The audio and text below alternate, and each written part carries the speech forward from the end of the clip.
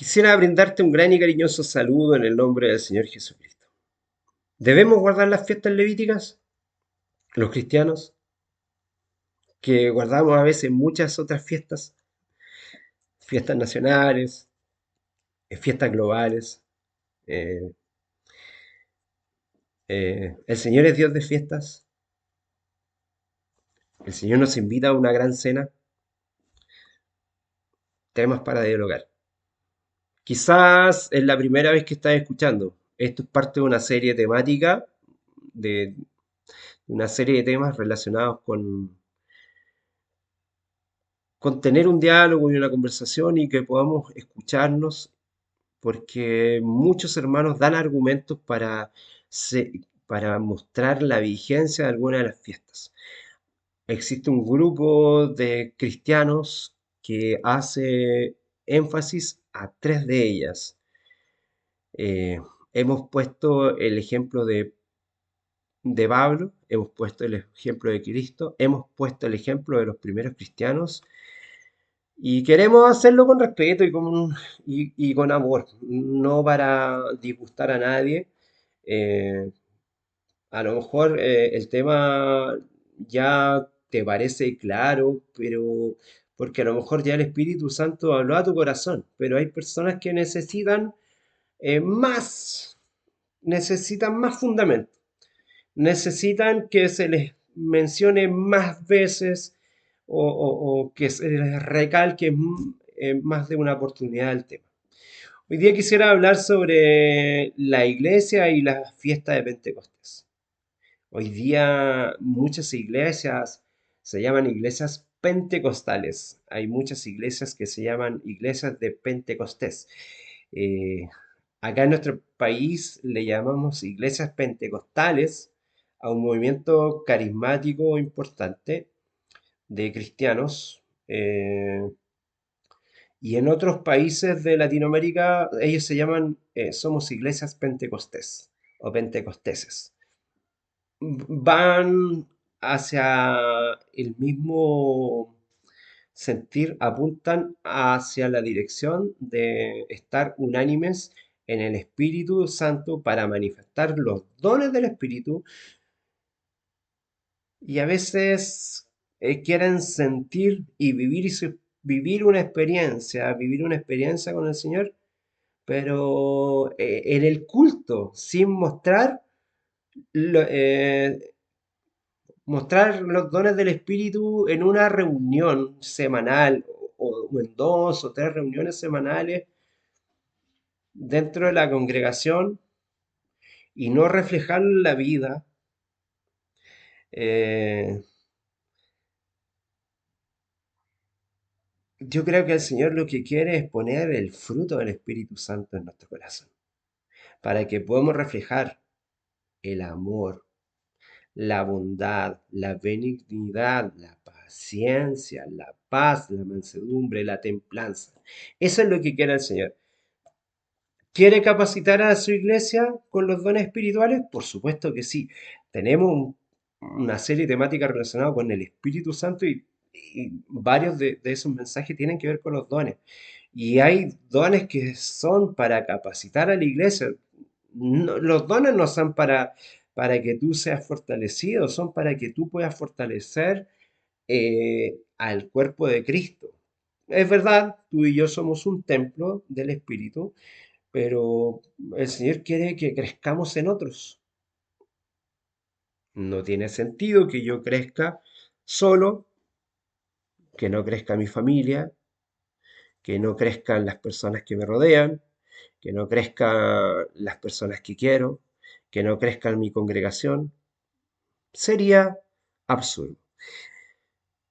Cuando llegó el día de Pentecostés, estaban todos unánimes juntos. Queremos ser el pueblo final que presente a un cristianismo con Cristo. Y estamos invitando con amor a muchos de las más de 600 denominaciones que han entendido que el pueblo de Dios tendrá ciertas señales, tendrá ciertas características en el tiempo final. Pero la principal señal será el sello de Dios, que es el Espíritu de Dios, quien pondrá el carácter, o sea, el nombre de Dios y del Hijo, que son el mismo carácter en tu vida y en la mía. Que eso nos llevará al testimonio de Jesucristo, que eso nos llevará a los mandamientos, indudable, pero principalmente el reflejar el carácter de Cristo es lo fundamental y todo lo que esto implica. Y por eso es que estamos tocando algunos temas que se han hecho tradición o hemos querido rescatar algunas cosas que le llamamos sana doctrina, pero la doctrina verdadera no es un cúmulo de enseñanzas, es una persona llamada Jesús. Quiero que podamos orar para hablar un poco acerca del Pentecostés. Querido Señor, ayúdanos a presentar nuevamente un tema, a lo mejor con cariño, con humildad, con respeto, para no ofender a nadie. Sabemos que hay muchos hermanos que al sentirse elegidos, principales, regalones tuyos, eh, creen estar más allá de y porque están teniendo cierta revelación, porque están viviendo con ciertas características, pero sin embargo tú nos llevas a la sencillez. Queremos basarnos en tu mensaje, en cómo tú te comunicaste con los gentiles, cómo tú viviste con los demás, las cosas a las cuales tú le pusiste importancia. También queremos mirar en el ejemplo de Pablo, quien trató de imitarte, con muchas falencias quizás, con muchos errores, pero trató de hacer algo lo más parecido a ti. Pero tú eres nuestro modelo, Señor. No existe un mayor modelo que el tuyo. Ayúdanos, Señor, para ser imitadores tuyos y que podamos principalmente imitarte en el amor. eh, en nuestras conductas, en nuestras normas, en nuestro quehacer, en nuestros actos, seguramente no vamos a poder ser igual a ti jamás. Pero si tú pones ese verdadero amor y cambias nuestra mente, haces el verdadero arrepentimiento en nosotros, que es cambiar nuestra mente por sobre nuestras conductas, sabremos que lo podremos hacer todo en ti. Gracias, Señor, porque sabremos que esto es una realidad y está profetizado. Amén y amén.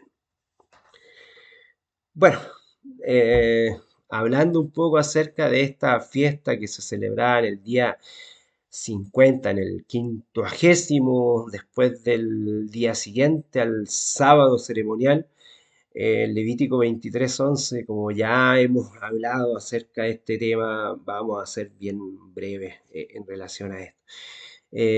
Las fiestas de las cosechas y las primicias en Éxodo 23 ya había sido mencionada, en el cual los judíos con gratitud eh, presentaban al Señor sus primeros frutos de la cosecha, la cebada, el trigo, etcétera. Eh, y bueno, voy a volver a repetir algo que dije, pero no para ofender a nadie. Hay muchos grupos, porque estamos hablando de Pentecostés y grupos pentecostales que dicen que no están vigentes señales del antiguo pacto, pero sí pide las primicias. Las primicias están en Éxodo 23 y están en Levítico 23. Cuidado. Seamos consecuentes. Pides el diezmo, pides las primicias, eres predicador pentecostal, pastor pentecostal, que dices que no estamos bajo el antiguo pacto, sé consecuente con lo que dices. Bueno, volviendo al tema, ellos se entregaban a los sacerdotes eh, los primeros frutos de la cosecha, ¿cierto? Esta fiesta que reiteramos se celebraba exclusivamente en Jerusalén. Es ahí donde también encontramos un detalle. Eh, ¿Eres un precursor de las fiestas levíticas? ¿Puedes viajar 7 veces en el año a Jerusalén a celebrarla? ¿Tienes los recursos? Ojalá todos lo tuviéramos, ¿cierto? Sería pero espectacular. Solo del hecho de visitar la tierra donde Cristo vivió y tantos personajes bíblicos que estuvieran ahí sería espectacular. A lo mejor viajar 7 veces. A mi señora no, ella dice que no, no iría por, ni aunque le regalara el pasaje, le tiene terror, le tiene miedo a cómo el extremismo del pensamiento de la gente de esa zona con pensamientos tan radicales. Y la entiendo. El equilibrio es muy difícil cuando Cristo no es el centro. Ya seas judío, musulmán, incluso cristiano sin Cristo, eh, el equilibrio no se encontrará en tu vida ni en la vida.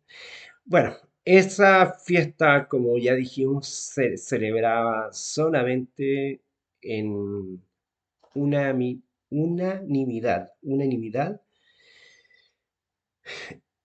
en Israel, en Jerusalén. Y tenía un sentido práctico en el fondo, que era muy inclusivo, tenía un sentido social. Era para ayudar en los recursos, era para ayudar con los recursos a los que estaban más necesitados, e incluso lo que quedaba había que dejar parte de para el extranjero y para los pobres. Ya lo mencionamos en otro mensaje, para los pobres y los extranjeros había que dejar parte de para que también fueran beneficiados. ¿Te das cuenta cómo el Señor, a través de toda la historia, ha querido bendecir a todas las naciones? Lo dijimos que a Abraham le repitió eso y a Jacob se lo ratificó nuevamente. Pero llevemos el tema de Pentecostés después de la resurrección de Cristo. Cristo resucita y pasan 40 días y ya estaba cercano el día de Pentecostés. Los apóstoles y los seguidores de Jesús estaban reunidos, ¿verdad? Y de repente vino del cielo un estruendo como un viento recio que soplaba, el cual llenó toda la casa donde estaban ellos sentados y se les aparecieron lenguas, idiomas, en realidad, idiomas repartidos. La escritura es claro en decir, porque había gente que eran prosélitos o eran judíos que vivían en otros lugares, judíos varones piadosos de todas las naciones circundantes, de parte de Europa, de parte de Asia Menor y del norte de África, que habían ido y se les habló en sus idiomas. Dice que aparecieron como lengua de fuego, idiomas repartidos, asentándose sobre ellos. No eran lenguas que no se pudieran entender, eran lenguas, claro, el que no era árabe no entendía lo que se estaba diciendo a los macedonios, el que no era macedonio no iba a comprender lo que se le estaba diciendo al persa, porque era para cada uno su mensaje. Entonces, si en tu congregación se manifiesta el don de lengua, ojalá que haya un extranjero para que pueda comprender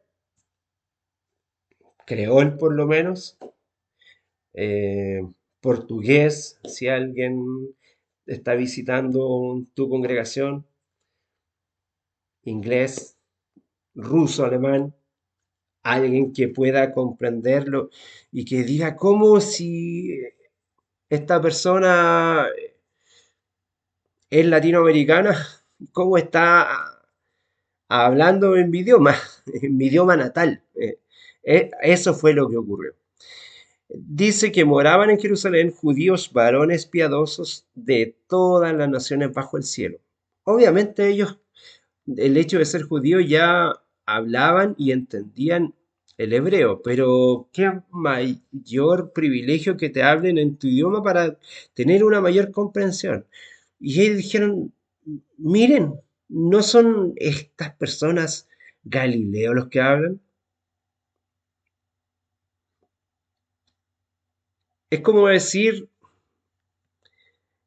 bueno, acá hay una zona en mi país, son, que hablan, tienen una forma cantadita de hablar, son chilotes. Y alguien podría decir, estos no son chilotes los que hablan, o estos no son, no son mendocinos los que hablan, o estos no son cuyanos los que hablan, estos no son guaraníes los que hablan, estos no son quechuas los que hablan, estos no son aztecas los que hablan, estos no son mayas los que están hablando. Te parecería muy extraño que te hablaran en tu idioma, ¿cierto? Te parecería muy distinto.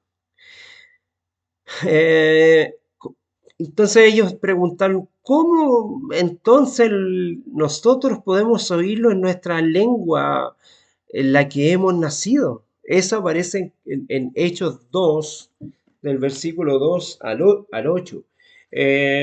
Vamos a ir analizando algunos puntos importantes que ocurrieron en esta festividad. Primero, que el Espíritu Santo repartió a la iglesia lenguas e idiomas para comunicar las buenas nuevas. No era un lenguaje angélico, por eso que Pablo, cuando escribe la carta a los Corintios, 1 Corintios 12, deja bien claro el tema sobre los dones, y después dice que en 1 Corintios 13 que el don más importante, el camino más excelente es el amor, y por eso dice, podemos hablar lenguas angélicas que nadie está entendiendo, que nadie está comprendiendo, que ya lo venía diciendo en el capítulo 12, si no existe nadie que interprete, servirá de algo. eh, eh, no se trata de un lenguaje incoherente, se trata de un lenguaje que sirva para edificar a la iglesia, para comunicar un mensaje. ¿Sabes que han sucedido casos muy especiales de gente extranjera que ha llegado a otra nación y que no ha sabido hablar el idioma y ha pasado fuera de una iglesia y escuchó un mensaje y se sorprendió y escuchó hablar de Jesús y escuchó en su idioma, y cuando después que esa persona ha bajado del púlpito, dijo, gracias por lo que por lo que me hablaste en mi idioma. Perdona, no te entiendo. Pero si tú me hablaste de Jesús, tú me hablaste del reino venidero, tú me hablaste del mensaje de salvación. ¿What? En- yo hablo inglés, tú hablas alemán, yo hablo ruso, tú hablas finlandés, no sé por decirlo. Eh, yo hablo holandés, y tú hablas español, no te entiendo. Pero ¿cómo si tú me hablaste en español siendo holandés? No. ¿Quién habló por medio de esa persona? ¿Quién habló por medio de los apóstoles? ¿Habló el Espíritu Santo? Una nueva señal que también tiene que ver con un don de lenguas que es coherente. En segundo lugar, a Israel la gente iba a Israel con un propósito de celebrar una fiesta, y habían llegado judíos de tierras muy lejanas a ofrecer sus ofrendas al templo. Un tercer punto es que estaban maravillados, pues, que los apóstoles, que eran galileos, les hablaran en su propio idioma de una manera perfecta y entendible. ¿Qué mensaje recibieron todos los judíos? Ellos dicen claramente, y en el Hechos capítulo 2 verso 11 dice claramente, les oímos hablar en nuestras lenguas, les oímos hablar en nuestras lenguas las maravillas de nuestro Dios. ¿Qué les entregaron? Ese mensaje. ¿Cuáles maravillas? En todo el capítulo 2 del libro de los Hechos testifica un impactante testimonio de salvación que recibieron los judíos que estaban ahí presentes. Pedro, en nombre de los 11 que estaban, recuerda que ya no estaba Judas, presidió este discurso en el versículo 14. Y una parte del extracto, o de manera quizás más medular, de las palabras del apóstol Pedro, cuyo mensaje conmovió el corazón de los hebreos, fue que dijo, sépase entonces con seguridad que toda la gente de Israel que Dios ha hecho Señor y Cristo, o sea, ha hecho al ungido, a Jesús, a quienes ustedes crucificaron. Al oír esto, se afligieron profundamente y dijeron pues a Pedro y a los demás apóstoles y hermanos, ¿qué debemos hacer? Ese es el mensaje que se da en tu iglesia pentecostés o en tu iglesia pentecostal cuando alguien habla en lengua. Eso es lo que la lengua extraña que tú escuchas te está diciendo el Espíritu, lo que dijo Pedro. Sepan ustedes con seguridad que toda la gente entienda, que todos los que están aquí en la congregación comprenda que Cristo, Jesús, es el ungido del Señor, a quienes tú y yo hemos crucificado. Ese es el mensaje. Es tan fue tan impactante lo que sucedió que todas las personas de las distintas, a pesar de que todos eran judíos, pero de los que estaban representados en distintas naciones, dijeron, ¿qué haremos? ¿Qué debemos hacer? Los que creyeron fueron bautizados y en aquel día se les unieron al grupo alrededor de 3.000 personas.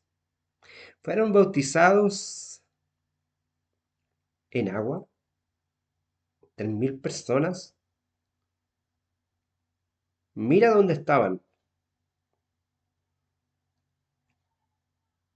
O fueron bautizados en el Espíritu.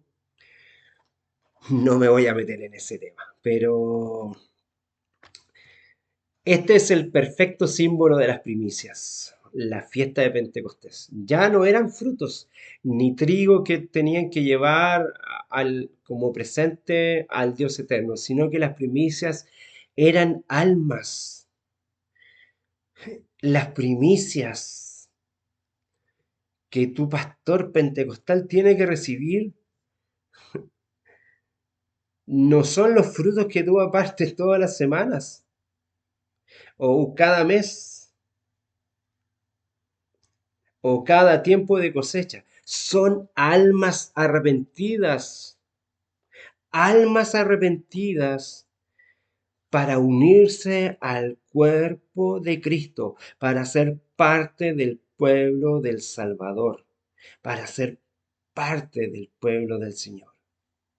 Espero que este mensaje pueda haber quedado claro con el Pentecostés. Hermano pentecostal, tu lenguaje es para rescatar almas. Las primicias no son lo primero que tú cosechas de tu huerto.